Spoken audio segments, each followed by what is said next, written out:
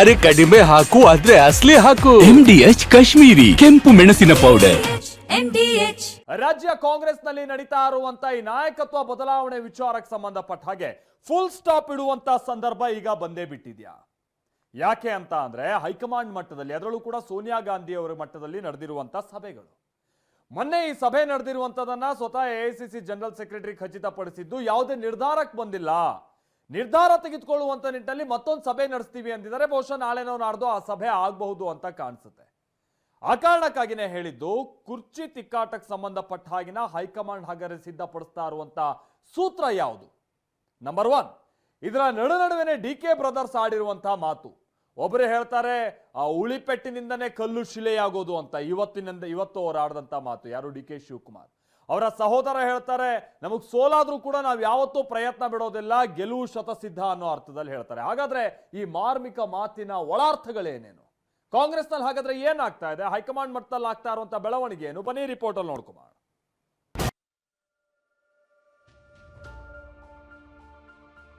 We discussed Karnataka also, but so far nothing. There will be another discussion about Karnataka. ಕಾಂಗ್ರೆಸ್ನಲ್ಲಿ ನಾಯಕತ್ವ ಬದಲಾವಣೆ ನಿರ್ಧಾರ ಸನ್ನಿಹಿತ. ನಾಯಕತ್ವ ಬದಲಾವಣೆ ಚರ್ಚೆ ಕೈಗೆತ್ತಿಕೊಂಡಿರುವ ಹೈಕಮಾಂಡ್. ಗೆಲುವು ಸಿಕ್ಕೇ ಸಿಗುತ್ತೆ ಎಂದ DK ಸುರೇಶ್, ಉಳಿಪೆಟ್ಟು ಬೀಳ್ಬೇಕು ಎಂದ DK. ಪ್ರಯತ್ನ ಮಾಡ್ತಾ ಇದ್ದೀವಿ, ಗೆಲುವು ಸಿಕ್ಕೇ ಸಿಗ್ತದೆ. ಉಳಿ ಪೆಟ್ಟು ಬಿಡದೆ ಯಾವ ಕಲ್ಲು ಕೂಡ ಶಿಲೆಯಾಗಲಿಕ್ಕೆ ಸಾಧ್ಯ ಇಲ್ಲ. ಮಾರ್ಮಿಕ ಮಾತುಗಳ ಬಾಣ. ತೆರೆಮರೆಯಲ್ಲಿ ಸಿದ್ಧವಾಗ್ತಿದೆ ತಿರುಗುಬಾಣ. ಕಾಂಗ್ರೆಸ್ ಮನೆಯ ಕುರ್ಚಿ ಆಟ ಮುಗಿದಿಲ್ಲ, ಅಸಲಿ ಆಟ ಈಗ ಶುರುವಾಗಿದೆ. ಫೈನಲ್ ಗೇಮ್ಗೆ ಕಾಂಗ್ರೆಸ್ ಹೈಕಮಾಂಡ್ ನಿನ್ನೆಯಷ್ಟೇ ಟಾಸ್ ಹಾಕಿದೆ. ನಿನ್ನೆ ಮಹತ್ವದ ಸಭೆ ನಡೆಸಿ ಅಭ್ಯಾಸ ಪಂದ್ಯದಂತೆ ಒಂದು ಸುತ್ತು ಸಭೆ ನಡೆಸಿದೆ. ಕಳೆದ 3-4 ವಾರದಿಂದ ನಡೆಯುತ್ತಿದ್ದ ಕುರ್ಚಿ ಕದನಕ್ಕೆ ಬ್ರೇಕ್ಫಾಸ್ಟ್ ಸಭೆ ಮೂಲಕ ಬ್ರೇಕ್ ಹಾಕಿರೋ ಹೈಕಮಾಂಡ್ ಸದ್ಯ ನಾಯಕತ್ವದ ಬದಲಾವಣೆ ಚರ್ಚೆಯನ್ನ ಕೈಗೆತ್ತಿಕೊಂಡಿದೆ.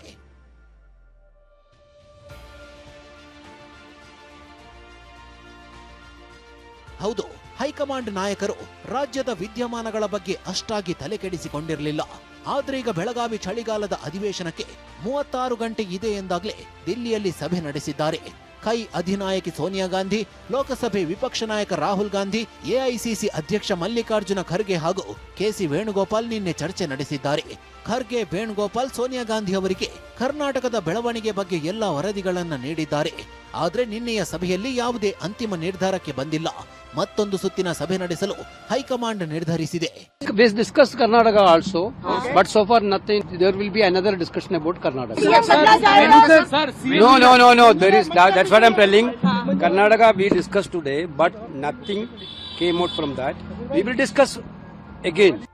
ಹಾಗಾದ್ರೆ ನಿನ್ನೆ ಸಭೆಯಲ್ಲಿ ಚರ್ಚೆಯಾಗಿದ್ದೇನು? ಹೈಕಮಾಂಡ್ ನಾಯಕರ ನಿಲುವು ಏನು? ಯಾವ್ಯಾವ ವಿಚಾರಗಳ ಬಗ್ಗೆ ಚರ್ಚಿಸಿದ್ದಾರೆ ಅನ್ನೋದನ್ನೇ ತೋರಿಸ್ತೀವಿ ನೋಡಿ. ಸಿದ್ದರಾಮಯ್ಯರನ್ನ ಮುಂದುವರಿಕೆ ಅಥವಾ ಬದಲಾವಣೆ ಕುರಿತು ನಿನ್ನೆಯ ಸಭೆಯಲ್ಲಿ ಚರ್ಚೆಯಾಗಿದೆ. ಲಾಭ ನಷ್ಟದ ಬಗ್ಗೆ ಕಾಂಗ್ರೆಸ್ ನಾಯಕರು ಪ್ರಾಥಮಿಕವಾಗಿ ಮಾತುಕತೆ ನಡೆಸಿದ್ದಾರೆ.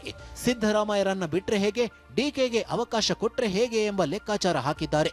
ಎರಡೂ ಕಡೆಯ ಶಾಸಕರ ಭೇಟಿ, ಘೋಷಣೆಗಳ ಬಗ್ಗೆಯೂ ಸೋನಿಯಾ ಗಾಂಧಿ ಮಾಹಿತಿ ಪಡೆದುಕೊಂಡಿದ್ದಾರೆ. ಗೊಂದಲಕ್ಕೆ ಬ್ರೇಕ್ ಹಾಕಿರುವುದನ್ನು ಗಮನಕ್ಕೆ ತಂದಿದ್ದಾರೆ. ಈ ಚರ್ಚೆ ಗಮನಿಸಿದ್ರೆ ನಾಯಕತ್ವ ವಿಚಾರ ಹೈಕಮಾಂಡ್ ಮುಂದೆ ಇದೆ ಅನ್ನೋದು ಖಚಿತವಾಗಿದೆ. ಅಲ್ಲದೆ ಸಿದ್ದರಾಮಯ್ಯ ಮುಂದುವರಿಯುತ್ತಾರಾ ಅಥವಾ ಇನ್ಯಾರಿಗಾದ್ರೂ ಅವಕಾಶ ಸಿಗುತ್ತಾ ಎನ್ನುವ ನಿರ್ಧಾರವನ್ನಂತೂ ಹೈಕಮಾಂಡ್ ಘೋಷಿಸಲೇಬೇಕಾದ ಸ್ಥಿತಿ ಬಂದಿದೆ.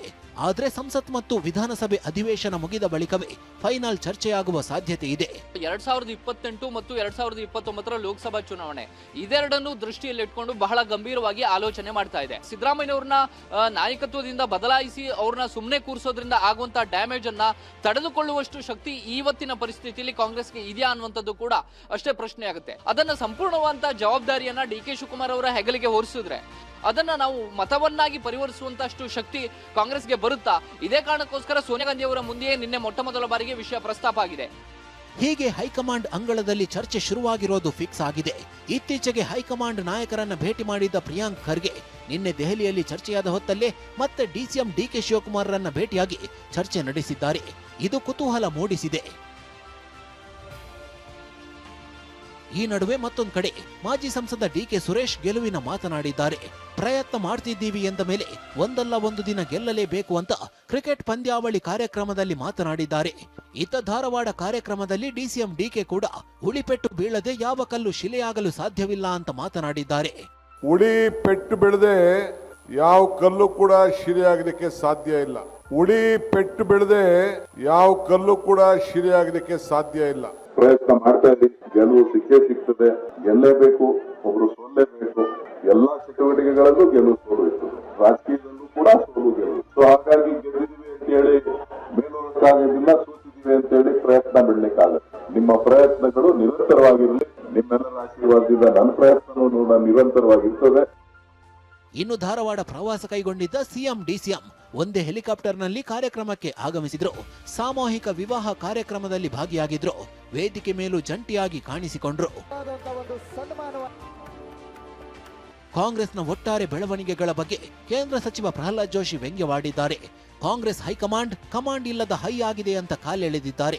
ಇದಕ್ಕೆ ಸಂತೋಷ್ ಲಾಡ್ ತಿರುಗೇಟು ಕೊಟ್ಟಿದ್ದಾರೆ. ಇದು ಫುಲ್ ಸ್ಟಾಪ್ ಹಾಕಿದ್ವಿ ಅಂತ ಹೇಳುವಂತ ಸ್ಥಿತಿಯೊಳಗೆ ಅವರಿಲ್ಲ. ಯಾಕಂದ್ರೆ ಕಾಂಗ್ರೆಸ್ ಹೈಕಮಾಂಡ್ ಏನಿದೆಯಲ್ಲ, ಕಾಂಗ್ರೆಸ್ ಹೈಕಮಾಂಡು ಕಮಾಂಡ್ ಇಲ್ಲದ ಹೈ ಆಗ್ಯದ. There is no command at all.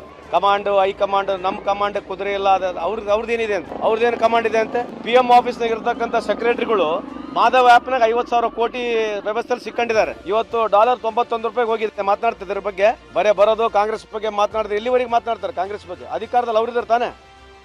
CM ಕುರ್ಚಿ ಗೊಂದಲದ ನಡುವೆ ಕಾಂಗ್ರೆಸ್ ನಾಯಕರು ದೆಹಲಿಯಲ್ಲಿ ಶಕ್ತಿ ಪ್ರದರ್ಶನಕ್ಕೆ ಸಜ್ಜಾಗಿದ್ದಾರೆ. ಎಐಸಿಸಿಯ ವೋಟ್ ಚೋರಿ ಅಭಿಯಾನದಲ್ಲಿ ಸಾಮರ್ಥ್ಯ ಪ್ರದರ್ಶನ ಮಾಡಲಿದ್ದಾರೆ.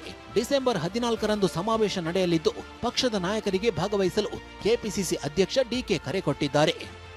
ಪ್ರಸನ್ನ ಗಾಂವ್ಕರ್ ಜೊತೆ ಪ್ರಮೋದ್, TV9 ಬೆಂಗಳೂರು. MDH ನ ಕಿಚನ್ ಅಲ್ಲಿದ್ರೆ ನಾವು ಎಲ್ಲವನ್ನು ಮಾಡಬಹುದು. ಬೆಂಗನ್ ಕಾ ಭರ್ತಾ, ಆಲೂ ಗೋಬಿ, ಭಿಂಡಿ ಮಸಾಲಾ, ಇನ್ನೂ ಬಹಳಷ್ಟು.